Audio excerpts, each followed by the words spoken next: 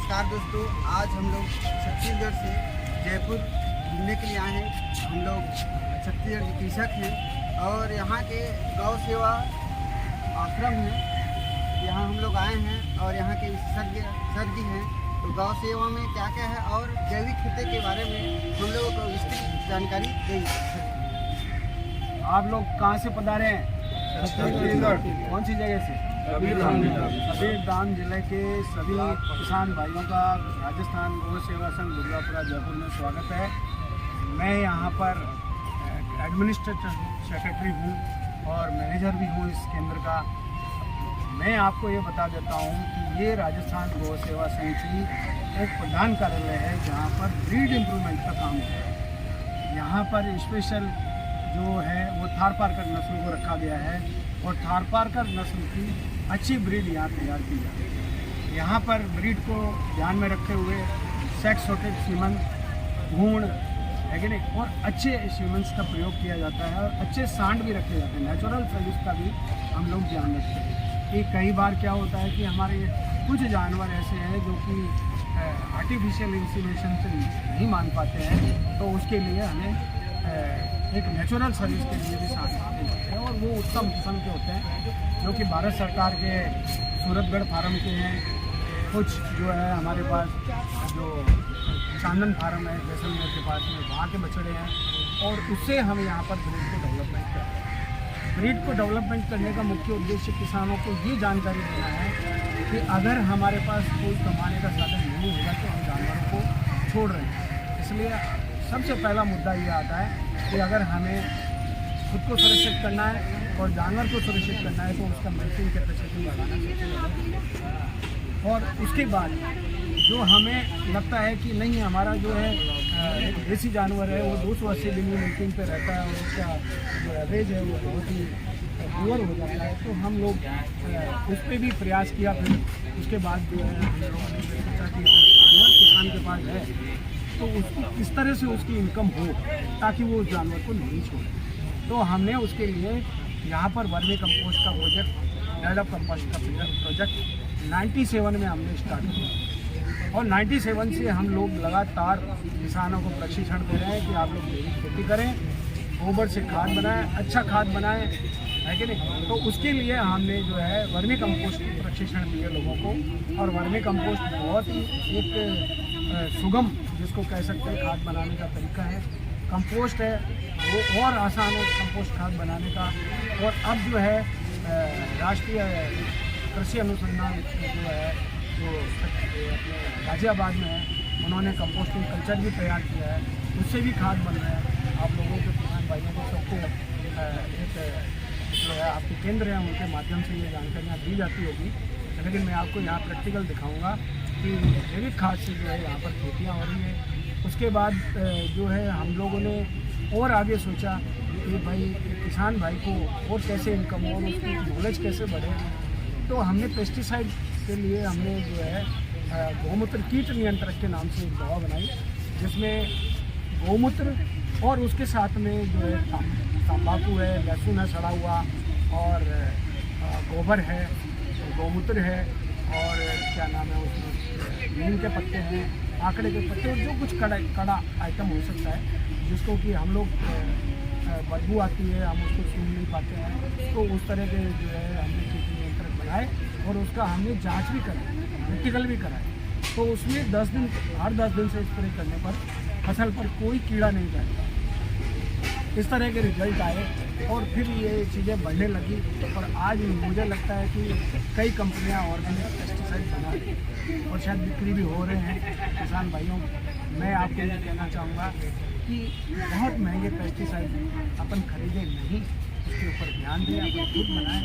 पुराने ज़माने में हमारे जो बुजुर्ग थे वो सक्षम थे, इन कीटों को रोकने के लिए सक्षम थे और हमारे मित्र कीटों की संख्या बढ़ेगी तो नेचुरल है कि हम हमारे दुश्मन कीटों से लड़ पाएंगे और हमारी फसल अच्छी होगी।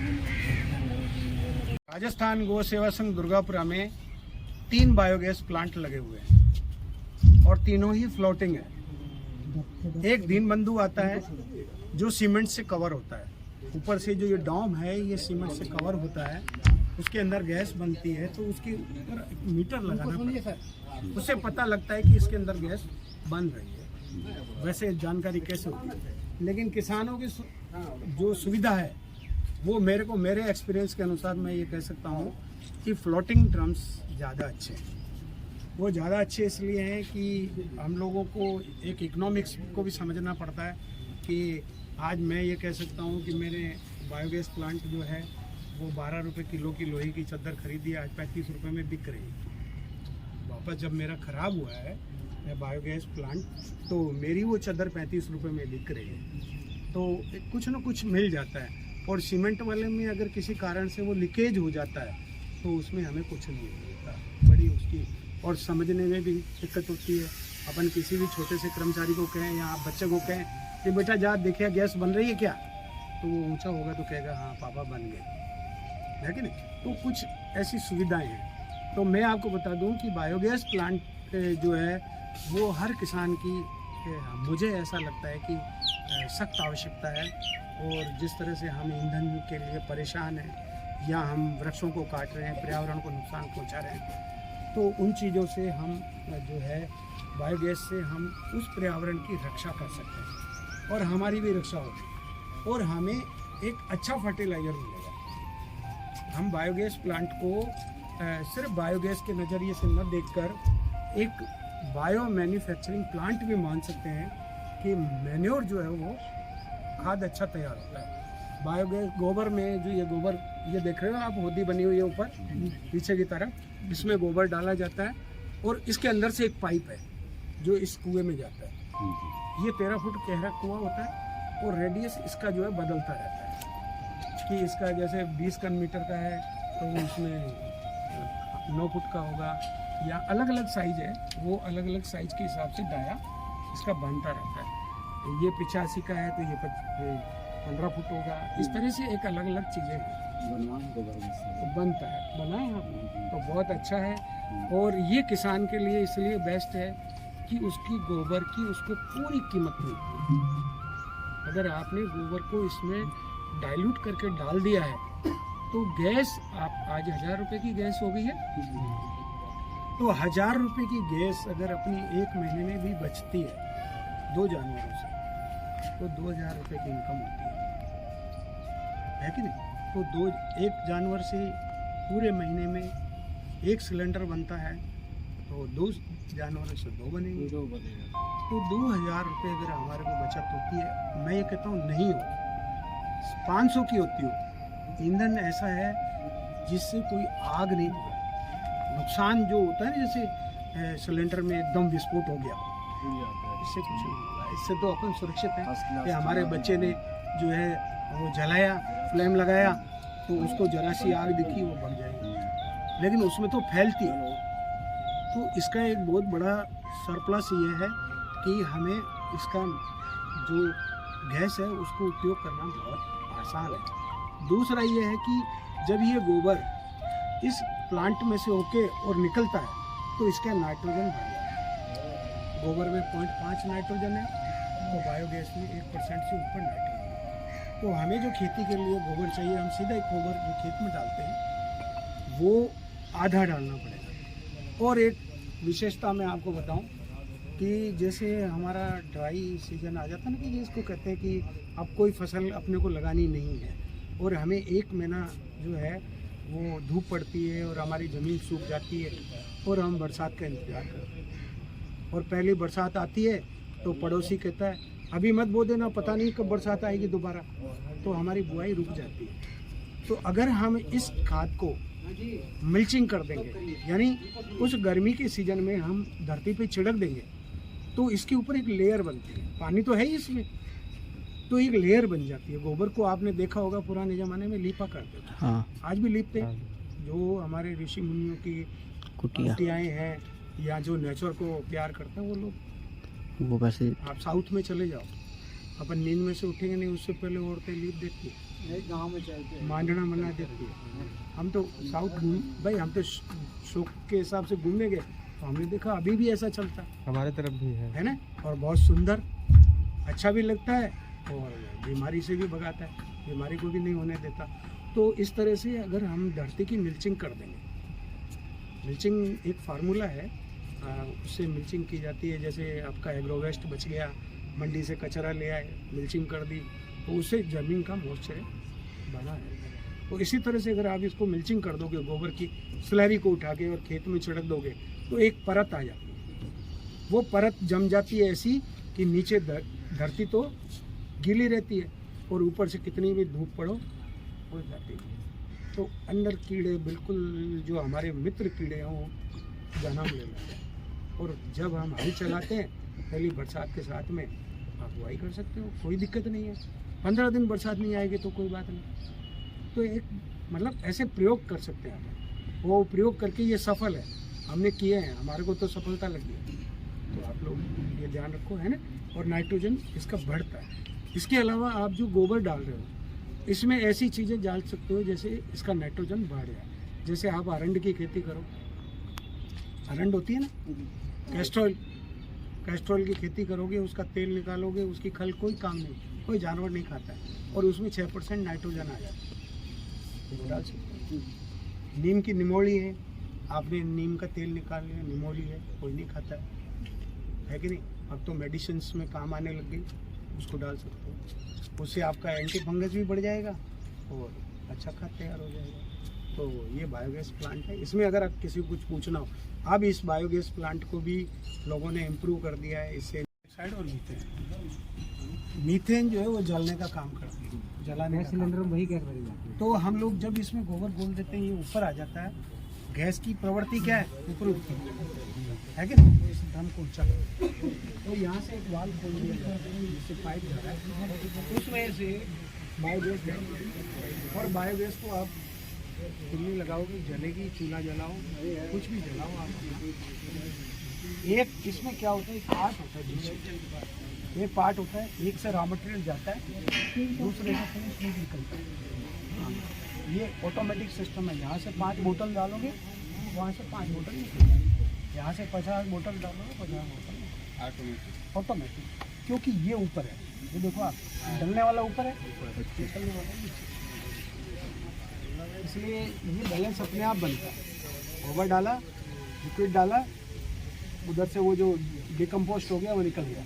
अब वो इसलिए बीच में दीवार है कि वो डिकम्पोस्ट होगा, ये नीचे प्रेशर पड़ा, वो कंपोस्ट जो है वो हल्का हो जाता है, वो हल्का होकर दीवार को। गौ सेवा संघ की वर्मी कंपोस्ट यूनिट पर आया। गोबर को विशेष करके नाइट्रोजन के आधार पर देखा जाता है। हमारे यहाँ जितनी भी फसलें होती है उसमें विशेष करके नाइट्रोजन के आधार पर, यानी कि यूरिया जिसको कहते हैं, वो नाइट्रोजन के आधार पर हम लोग देखते हैं कि हमारी ज़मीन में यूरिया कम है, हम यूरिया डालते हैं। हमारे डीएपी कम है तो हम पोटाश डालते हैं। ऐसे कुछ जो भी फर्टिलाइज़र हो, मैं साइंस का ज़्यादा पढ़ा हुआ नहीं हूँ, लेकिन मैं जो देखा है मैं वो बता रहा हूँ आपको। तो ये आया कि सब हम गोबर को कैसे इनरिच करें, गोबर की खाद को अच्छा कैसे बनाएं, उस पर चला। गोबर तो हम बरसों से छिड़कते आ रहे हैं, डालते आ रहे हैं और खेती कर रहे हैं, है कि नहीं।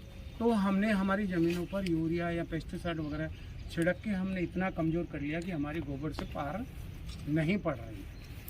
तो हम लोगों ने ये सोचा कि हम इसको किस तरह से इनरिच करें, यानी कि नाइट्रोजन इसका बढ़े। गोबर में मैं आपको बताऊं कि अगर आप यूरिया छिड़क रहे हो तो यूरिया में तो सिर्फ नाइट्रोजन, और चीज़ें तो नहीं है ना। तो हम लोग ये देखते हैं कि गोबर में 18 ट्रेस मिनरल्स हैं, 18 चीज़ें वो है इसकी ताकत के लिए, जो धरती के लिए है कि नहीं। हम टॉफ़ी खाएंगे तो हमारे को सिर्फ मीठा मीठा मिला, है कि नहीं।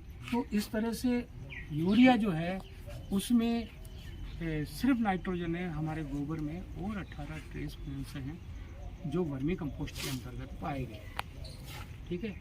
तो वर्मी कंपोस्ट को कैसे इनरिच, गोबर को कैसे इनरिच करें, तो ये आया कि सबसे पहले आया कंपोस्ट, यानी आप जिसको कहते हो नेडअप कंपोस्ट। एक नेडअप पद्धति बनी, उसमें क्या था, मिट्टी, क्योंकि गोबर हमारे पास कम है, जानवर कम है और हमारे पास ज़मीन बहुत ज़्यादा है।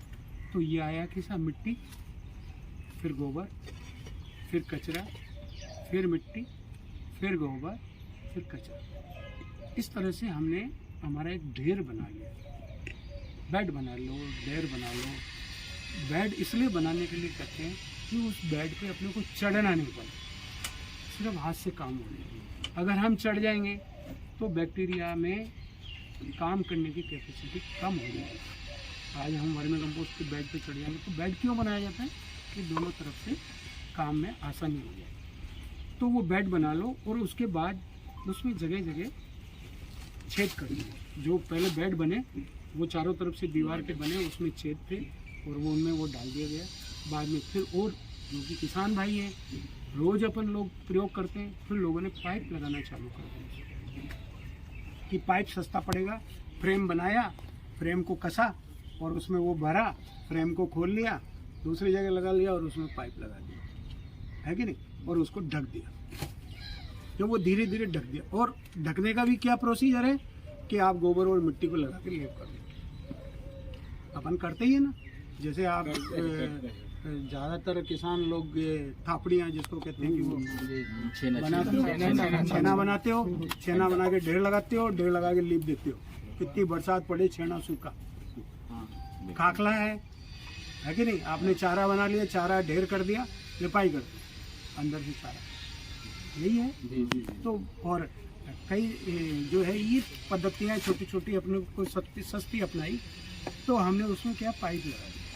पाइप लगा दी, उसमें से गैसेज रिलीज होने लग गई और वो कंपोस्ट हो गया, जल्दी डिकम्पोस्ट हो गया और 90 दिन में 100 दिन में उसको काम में लेने लग गए। अब उसमें डिकम्पोस्टिंग कल्चर आ गया। अब और इम्प्रूवमेंट हो गया कि आप जो है वो डिकम्पोस्टिंग कल्चर है, उसमें बेसन आदि वगैरह सब मिला हुआ है, गवर्नमेंट का बना हुआ है। कोई एक बोतल ले लो, कभी ख़त्म ही नहीं होगी। आप वो जो है उसकी पद्धति सीख लो, उसमें से थोड़ा उसमें डाल दिया टंकी में और बाकी आप यूज कर लो तो, और 90 दिन में तैयार। नाइट्रोजन 2%, 0.5 की जगह 2% हो गया नाइट्रोजन, तो बहुत सुविधाएं हो गई, है कि नहीं। तो इन चीज़ों को अपने को ध्यान देने की ज़रूरत है। और वर्मी कंपोस्ट में क्या हुआ कि जब वर्मी कंपोस्ट के क्या है, सिंपल बेड लगा हुआ, गोबर उठाओ, सिंपल बेड लगाओ और उसको 10 दिन तक आपके पास पानी बहुत है। आपके यहाँ तो वर्मी कंपोस्ट का चलन बहुत बढ़ जाना चाहिए, हमारे यहाँ पानी की दिक्कत है रास्ता में, है कि नहीं। इसलिए हम लोग कंपोस्ट पे ज़्यादा जोर दे रहे हैं कि पानी की खपत कम हो और वो खाद तैयार हो। आप उसको 10 दिन तक या 5 दिन तक उसके पानी का छिड़काव करते हैं। छिड़काव तेज़ी से नहीं करें, तेज़ी से करेंगे तो दब जाएगा, दब जाएगा तो डिकम्पोस्ट नहीं होगा, टाइम लेगा।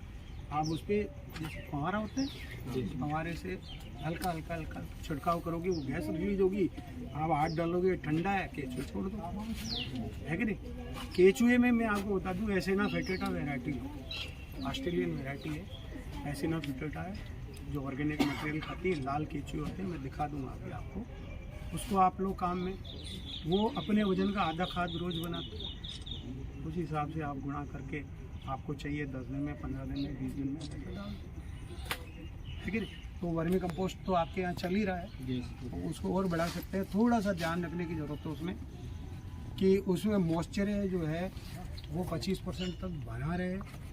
और मैं ये कहूँगा कि केचुए डालने के बाद 15 दिन के बाद आप उसमें पंजा चलाना चालू करें। अगर आपको जल्दी माल चाहिए तो बिल्कुल हल्का, जैसे अपन क्या होता है कि अपन यूँ खड़े, अपन नहीं नहा रहे हैं, धो रहे हैं, अपनी मिट्टी जम जाती है कि नहीं, और अपन ने ज़रा सा इसको मसाज किया, खुल गए, मिट्टी भी निकल जाएगी, इसके अंदर जो और कोई कीड़े होंगे निकल जाएंगे। तो ज़रा सा आपने उस बेड को ढीला किया, वो केचुए उनके लिए आसानी हो जाएगी, क्योंकि वो बिल्कुल सॉफ्ट है। और केचुए में मैं आपको बता दूं ड्यूल है कि नहीं, मेल फीमेल दोनों एक में होते हैं। इसलिए अपन पंजा हमारे पास पूछते हैं, पंजा लगाने से मर तो नहीं जाएगा, मरेगा कैसे, उतना सॉफ्ट होता है, घूम जाता है।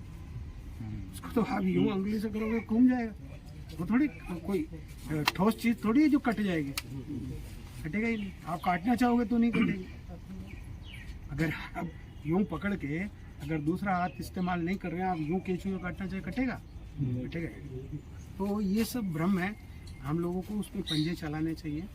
और दूसरा मैं ये कहूँगा कि उसकी लाइफ ही इतनी कम है कि वो समय के अनुसार ख़त्म हो जाता है। केंचुए के 140 दिन की लाइफ गिनी जाती है। 7 दिन बाद अंडा देता है, हर दूसरे दिन अंडा देता है। एक अंडे में 5 से 6 केंचुए होते हैं। अब आप कितना संभाल पाते हो, ये आप पे डिपेंड करेगा।